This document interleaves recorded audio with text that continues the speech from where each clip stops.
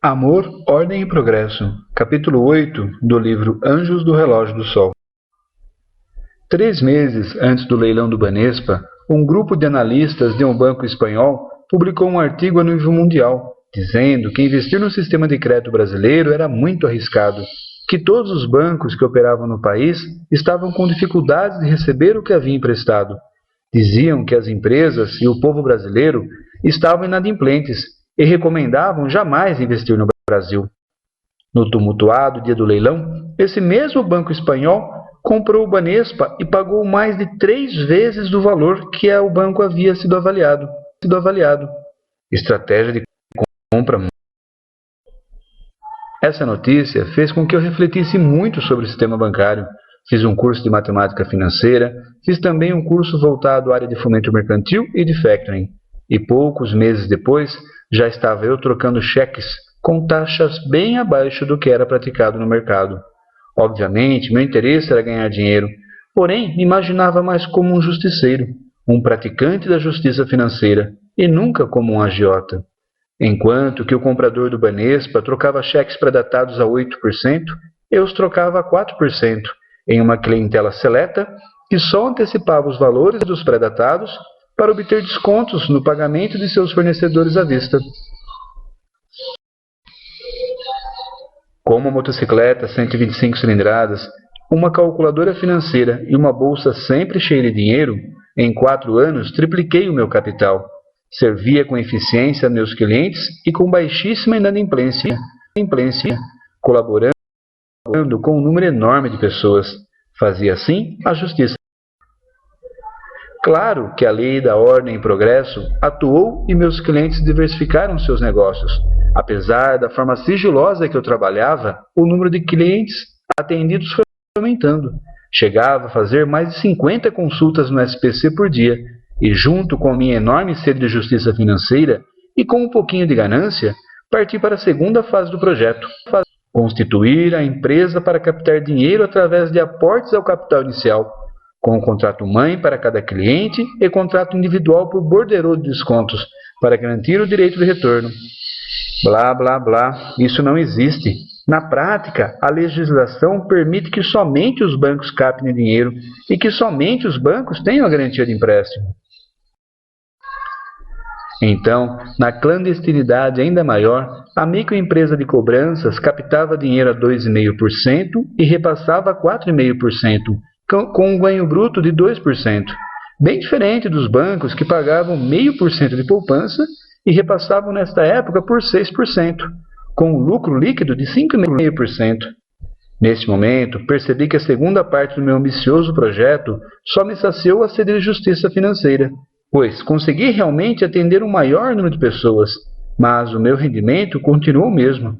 Tudo bem, né? Eu disse que tinha só um pouquinho de ganância, e pelo bem geral dava para aceitar mais trabalho pela mesma remuneração.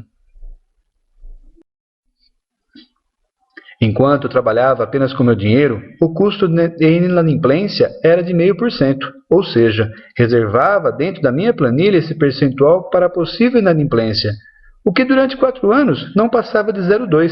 Chegava às vezes a 0,3%, mas já no mês seguinte eu recuperava os atrasados e voltava para 0,2%. Entendia e compartilhava as dificuldades dos meus clientes e tinha autonomia de parcelar os atrasados e diminuir as taxas se necessário. Também o auxiliava na administração de sua empresa, refazendo a planilha de custos de seus produtos, verificando detalhadamente qual era a sua deficiência e como poderíamos.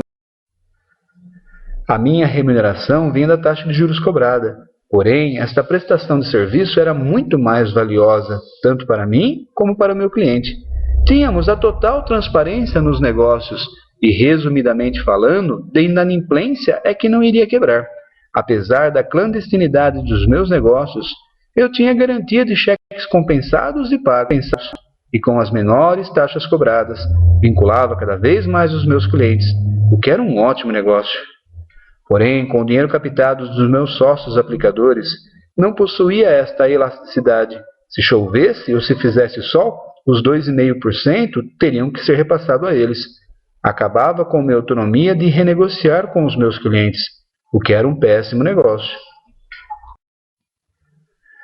A solução era constituir uma cooperativa de crédito, oficializava todos os negócios, diminuiria ainda mais o risco de inadimplência e, por tabela, ajustaria os juros pagos aos aplicadores. Tudo perfeito, mas teria que oficializar e tributar todos os sócios aplicadores. Foi quando eu descobri o que eu já sabia. Ninguém queria oficializar e muito menos tributar nada.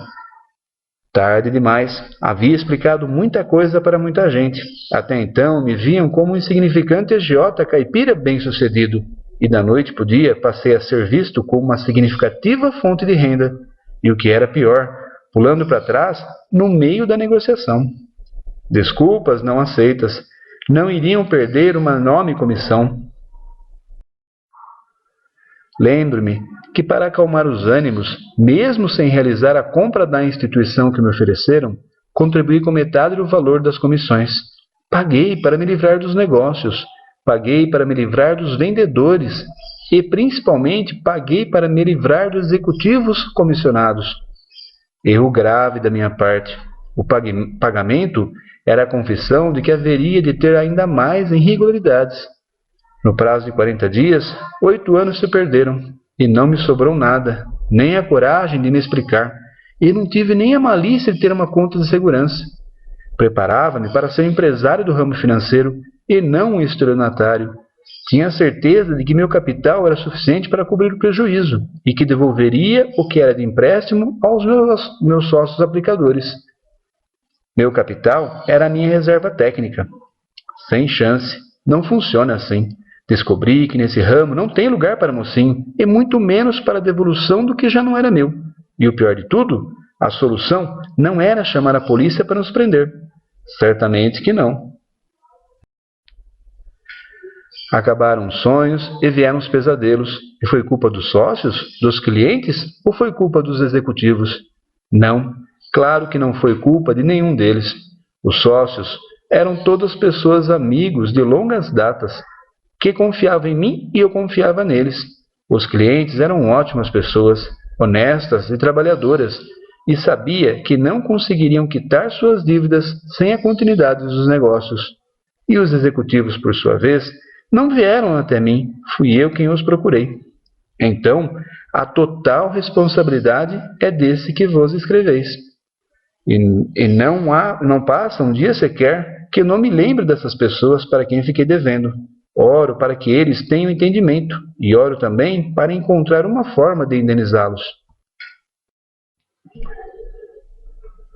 Comece errado um negócio, e assista ele terminar como começou. Não aprendi isso com um grande empresário. Quem me ensinou foi o escrivão da Polícia Civil, quando gentilmente me explicava o que ele entendia como crime contra a economia popular. Então, se pretende constituir uma empresa, faça de forma mais correta possível. Os teus ideais podem ser os mais nobres, a tua intenção pode ser a melhor possível, mas se não tiver a lei ao teu favor, você não é um empresário. E por mais pessoas que venham a beneficiar, e mesmo que o benefício se prolongue por anos, se você não estiver dentro da lei, você continua não sendo um empresário.